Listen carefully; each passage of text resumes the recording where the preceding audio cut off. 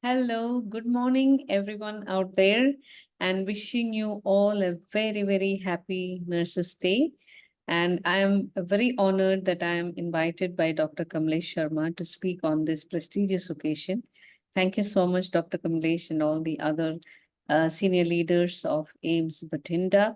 And I'm very delighted to be sharing this next 20 minutes or so with all of you. Thank you once again. And just give me a moment before I share my presentation.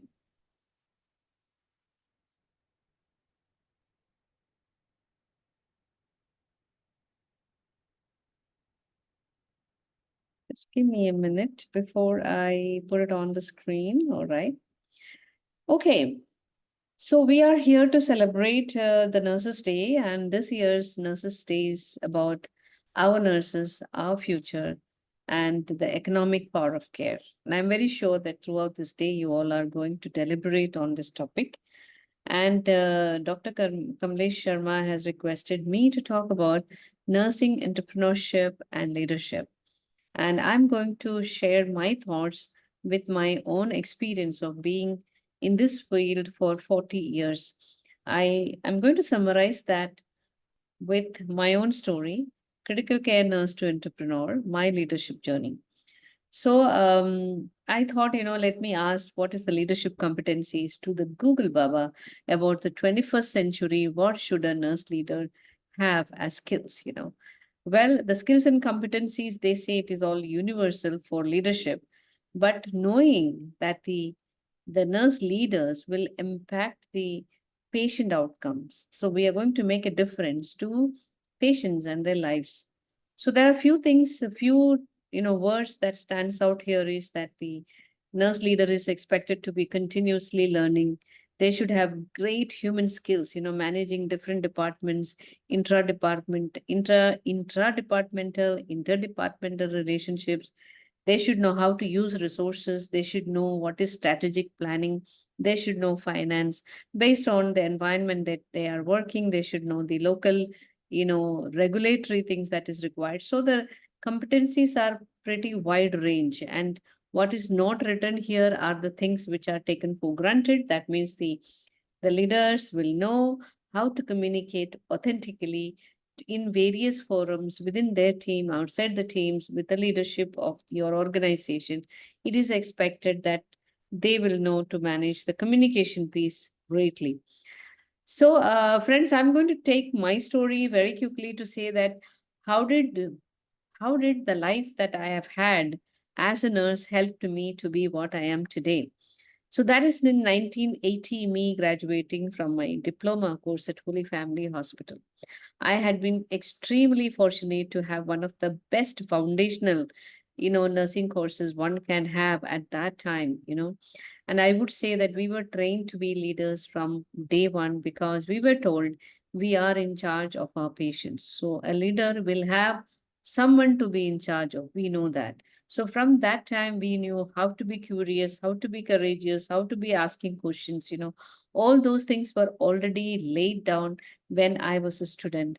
And I was fortunate that within 8 months, I was given the charge of a 32 bedded ward, which also included 6 bedded CCU. I would say that I was fortunate to step into a official, leadership role so quickly in my life.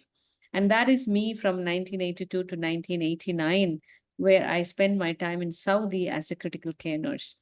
And there also, I was able to hone my leadership skills in the clinical area to ask a lot of questions, take responsibility for my patients and for my team. And that is where I realized that I have a passion for training others, and people liked my training. And there, since then, I had been, training and educating my colleagues, learning myself and training, educating others. So I learned one more thing. When I learned once, but when I teach, I learn twice. That is something I always kept in mind, that what I learn, I'm going to share with my team wherever I am. After that, 1991 to 1997, I was in Doha, Qatar, in Hamad Medical Corporation, another forward looking organization.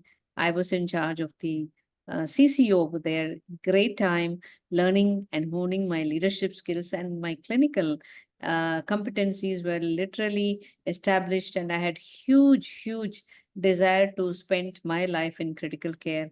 But unfortunately, that didn't happen. And I'll tell you why in a moment. 1997 to 2001, I took sabbatical because that's the time the major event of my life happened when I had my son. And within 2 years, I had become a single parent. And it took me time to decide which way I should be going. Critical care area was there, but I knew that it will not support me financially to bring up my son alone. And then I was fortunate to be hired by Fortis Healthcare as the first nursing head. I spent 12 years there. There, I got ample opportunity to manage large departments and, practice everything that, one needs to be a leader. And I realized that, nursing leadership is nothing different than regular leadership. But there was something which was mandatory for a nurse leader to know is my domain knowledge, which I continue to learn even today. That, I learn, whatever that I want to train anyone else, I will learn first. That's very important. My most focused areas are, nursing leadership, infection prevention, and critical care. Nursing leadership, I had been training nurse leaders in our country from 2013, and almost minimum 70 to 80 to 150 nurses I'll be training every year. And I am so glad that that experience also made me better as a leader, better as a trainer. So every experience should add value to ourselves, right? That's very important, that the experience should make us better and more humble. This is very important. That's something I learned, when I was very young. Maybe, things will go to my head and I will think, I'm something special. But as I, got more experience, as I grow older, I realize it is time for me to give back to my profession, because that is the nurse leader's job, to create more leaders. So after I joined Fortis, that was my focus. How do I, standardize protocol? How do I make sure all my patients across all Fortis hospitals are safer? So I got chance to be strategically thinking how to put processes and systems in place, because I'm not a bedside nurse anymore. So I have to manage the leaders in the system. So it is very important that I should learn how do I create a team who takes pride in what they are, and they are happy to be working with you as a leader. If you are the leader, your team members should be happy to be working with you. And I had a fantastic time in Fortis where I could develop the nursing department from zero upwards, and I'm sure that this is in Punjab. Maybe some of you will recognize couple of faces here because they are still there. And after 2012, I stepped out, and then I got into simulation based education and training, because I didn't want to repeat what I did in Fortis. So I got an opportunity to be the Executive VP of Education of Berkeley Health EDU. It was a standalone simulation center. So there I all over invented myself, and I realized the passion for my training was genuine, and I had a gift from God to make things more simpler for people and people could understand. So I believed that such a talent I should not waste, I should use. And I'm fortunate that I got the right opportunity to use those skills. So I did that till 2017. Then I joined my, colleagues and friends company, again heading the nursing vertical, not actually working in hospital, but consulting, advising, designing content, etc. Then 2020 came COVID. Suddenly all the travels, all the classes and everything kind of stopped. So again, that was time for me to pause and think and reinvent myself. And by the time my son had actually graduated from, the university, and he was a software engineer, he got a job. So I had a discussion with my son, and I said that uh, maybe I should get into my own business, start my own company. Because I said, I don't want to be reporting to anyone. I want to do different things the way that I think our nurses can benefit, because I'm very sure. I have also been through various trainings at different organizations. So I'll give you an example. So when I was in Fortis, we had a training on finances, budget, finance, all that terminologies. So all the GAN I understood, but when it came to practical, when you have to apply, they gave us a P&L of a different company, some production company. So I told them, sorry, I don't understand any of these words here. You should give me a sample of a P&L of a hospital so I can understand how does a hospital P&L looks like.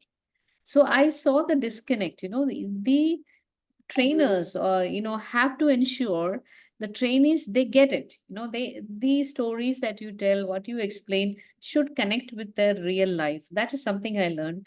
And also as a leader, it is very important when you explain things, it should mean, oh, this is also happening in my life, I can do something about it, this is what she is guiding, that is the responsibility of a leader for sure. So that is when I got solo. I got into Cygnia Healthcare from 2020. I call myself a nursepreneur.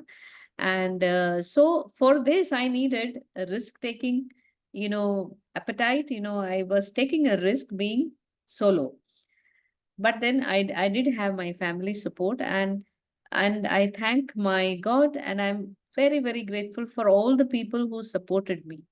Now, believe me, my friends, if you want my advice that you want to start a business, you are interested in starting a business, you must know your domain extremely well. I personally will advise that if you want to be an entrepreneur, don't get into healthcare or nursing domain unless you have gathered experience of that domain. That is what got me all the businesses, because people, they know I have had enough experience in critical care, enough experience in leadership, enough experience in training and developing content, so people approach me for that advice, for that consultancy, for that. And it also gives me a lot of time to do a lot of free things that I want to do for my nursing fraternity, for nursing students, nurses, and leaders.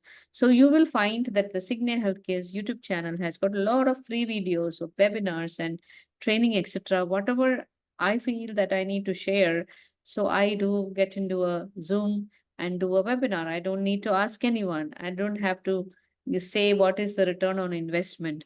All those free things I do because I believe tomorrow's nurse leaders should benefit from my experience. That is how I see myself. And my leadership started when I was a staff nurse, and it is continuing to be. And also, one more thing I learned in my career is that I enjoyed my work. The day you start enjoying your work, then you don't have to do a work anymore. And I know I changed jobs. It's because I had to answer my why. Why am I here? So this is a golden circle. This is a very common discussion that happens in all the businesses. So it is very important. Each one of us should know, what am I doing? How am I going to do it? And most importantly, the why. Why are you doing something? Today, when I am talking to you with whatever content that I am trying to share with you, my why. One why is because Dr. Kamlesh Sharma asked me to speak. The other why is because I respect that she invited me, and I respect the opportunity that is given to me. And I believe that I should be able to motivate and influence your thoughts to be the best in whatever that you're doing. Be the top of your game. I mean, not everyone can do everything, but there is a calling for each one of us. Let's be very honest to that, and let's make it the best one. So, some of the things that I have learned throughout my career, being a nurse and being a leader. So I didn't have to work very hard to learn how to be empathetic, how to communicate better, how to problem solve, because nursing process. First year of nursing, you learned how to solve problems for your patient. And teamwork naturally came because the moment we stopped being staff nurse and looking after one patient or five patients, you become a TL, suddenly realize that, I need to work with this team to get the best result. And slowly, as you climb up the ladder, you always realize when you are a nursing director or head of a department, the result is through your team. If I don't get my team to be with me, the results will be different. So it's an art of, leading, the art of communicating, art of being with your people, and also trying to understand their issues, and then being with them to deliver the best patient outcomes that we can get in any given situation. Embracing growth is very important, and growth is not so easy. It can be painful. So you should have the courage to take the risk, and continuously learning. This is very important. When you have a journey of different things and you want to get different, positions or different aspirations, you should have resilience. You may fail at times. It is very important to change courses if you think that this was not what I wanted to plan in my life.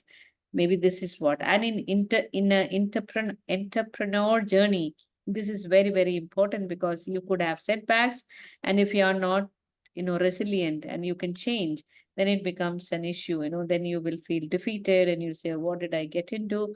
These thoughts can come. So that is where a leader and an entrepreneur should know how to do strategic planning. When you're thinking of something, see what are the results that I can get. What is the financial management? This is very important for an entrepreneur to know. Business, how do you get money and what is going to happen to the money? And for that, a strong network is important. I never had to struggle to make the network when I started my entrepreneurial journey, is because I already had a great network, because I was instrumental in starting Association of Nurse Executives India, which is, established in 2017, which was a dream that I had from 2011. And for 6 years I was, going around with that, didn't have the right time. Then I found the right people and we started. And today we are a very strong organization of most of the leaders in the country, and mostly from corporate. And we are going to have Anicon 2024 in Chennai. I do invite all of you to join us and see what we are doing. And today, as I am going to wrap up my session, because I want to make sure that I don't speak more than 20 minutes, I can only say my heart is full of gratitude for everything God has given me, for all the good people that came my way, and also those people who were not very kind, because they also taught me something, that what I should not do. So I would summarize this 10 points, that, be compassionate, be empathetic. If you are empathetic, convert that into an action. Don't only just talk, but try to walk the talk. Never stop learning, and build on your communication. You should be able to convey what you want to convey to the next person, or the team, or the audience. And I really hope today I'm able to convey what I want to convey. Cultural competence, that means you are able to adjust with diversity. And I have worked in Middle East, I have come back, worked in Punjab, in Delhi, and originally I'm from Kerala. So I think I'm pretty culturally competent. And critical thinking is my forte, because when I look at anything, I always think like I'm in the clinical, try to understand the why and how, and what kind of solution can I find. And I pride myself to be a great team player. I have developed a lot of patience, because I know that without patience, it's very difficult to get the team with you. Advocacy, yes, I'm a great advocate of nursing and also of patient safety, because I can be a very, very strong critic for our own profession, because I know when we don't do the right things, the patients can be harmed, sometimes severely. And there is no excuse for that, for not following the safe practices every time when we are with the patient. It is not a machine that we are managing, that we can send the machine to some factory and say, fix it. These are lives that we are handling. So, preparing those young nurses the right way also becomes our responsibility. I am doing my piece as best as I can. And whenever you are dealing with the outside world and within our profession itself, it's very important to exhibit high levels of professionalism. It's very important to tell the world that we are professionals. We are very proud to be a nurse. When we handle ourselves in that world of healthcare, we are very professionals, and we can ask question, we can stop people from harming the patient. Now, on all of these things are only can happen if we are also able to look after ourselves. We cannot be sacrificing ourselves, then we are good for one day, then there is nothing after that.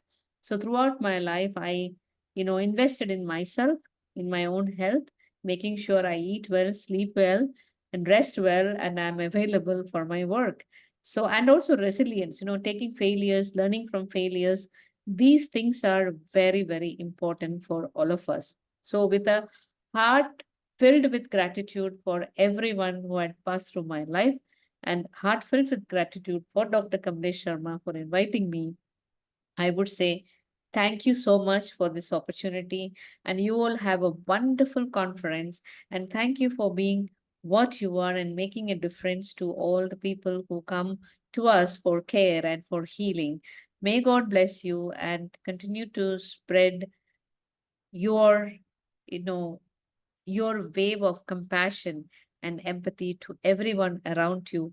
May people who get in contact with you feel positive about being in touch with you. And with that, I would say thank you so much. And you take care and have a fantastic day today. And special thanks once again to Dr. Kamlesh Sharma. And here, Thankam Gomez telling bye bye and wish you all the very best. And I hope this 20 minutes will make you think and probably, do something different from today. Yeah, continue to read. That is also very important. I have got, hundreds of books with me because I work on leadership. So, leadership books is what I invest, communication books is what I invest. So, invest in yourself, make yourself better than today, and be at the top of your game, whatever role that you are doing. Be the best in what you are doing. And it is not impossible, it just needs your perseverance, focus, and a lot of hard work. With that, take care and have a fantastic Nurses Day, Nurses Month, and keep continuing to do the great job that you're doing. Bye for now. Thank you once again.